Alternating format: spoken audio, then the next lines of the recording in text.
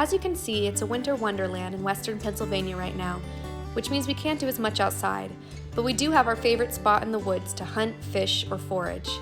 Still, most of our meals right now come from the garden vegetables and wild foods we've preserved throughout the year, so today we'll show you what we like to have on hand to get us through the winter. So this obviously isn't everything because we've already been eating a bunch of this, but it's at least a portion of what we use to make up the bulk of our meals through the winter.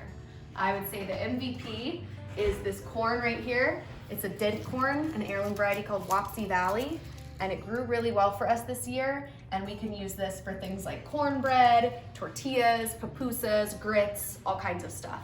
And then we grew a lot of these pumpkins. These are an heirloom variety. We call them Carolina Princess because my mom has been growing them in her garden and gave us the seeds. She's in North Carolina, and we've been growing them and saving the seed in our garden for years now. So it's kind of adapted to our climate and does really well. And these are delicious. We use them just like you would a butternut squash, roast them, saute them, throw them in everything.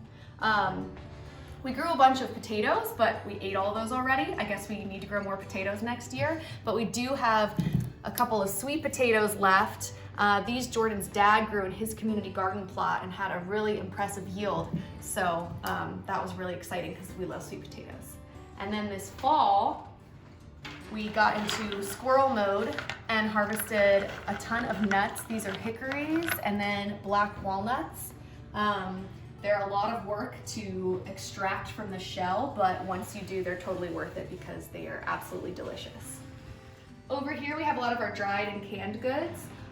This was a full braid of garlic, but as you can see, we really like garlic and are almost out of it.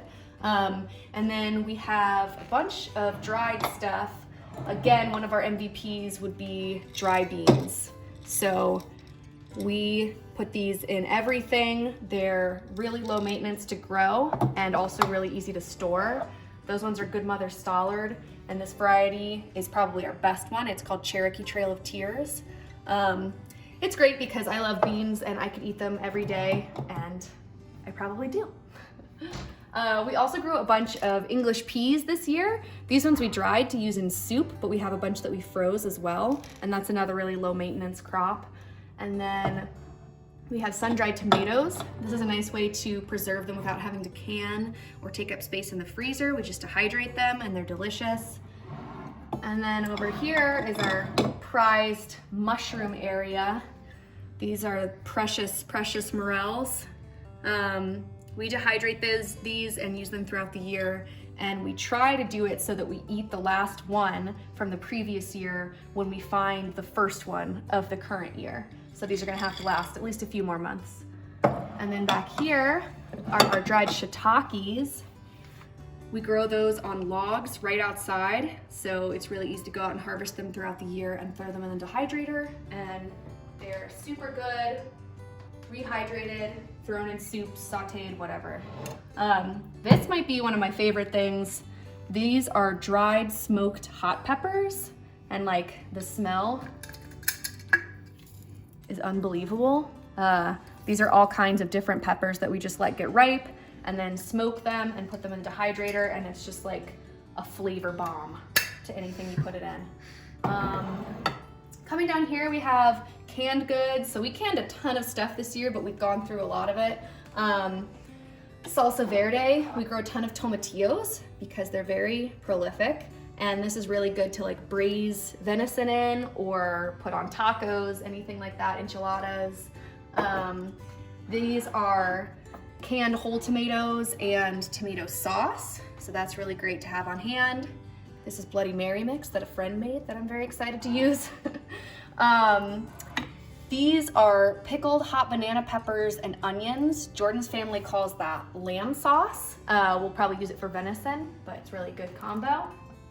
And then these are roasted, marinated pimento peppers. And I have these for making pimento cheese. Unfortunately, I'm not eating that right now because of our living off the land challenge, but as soon as it's over, that's the first thing I'm gonna make.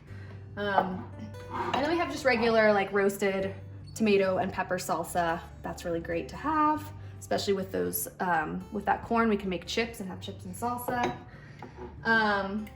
Again with the North Carolina theme, pickled okra, because I gotta have my pickled okra. These are delicious as a snack.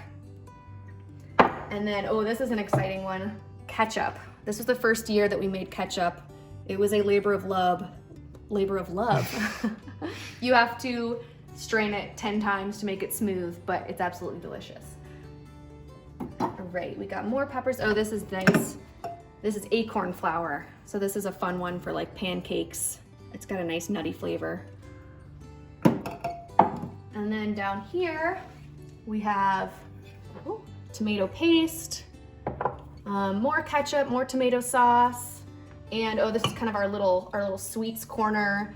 That's some marmalade. This is apple butter. These were from wild apples along a trail that we like to bike on. Apple sauce and honeycomb.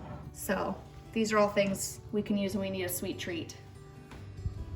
Okay, so down here we have a freezer, a stand-up freezer, and a chest freezer. This is really nice because, and a little moo.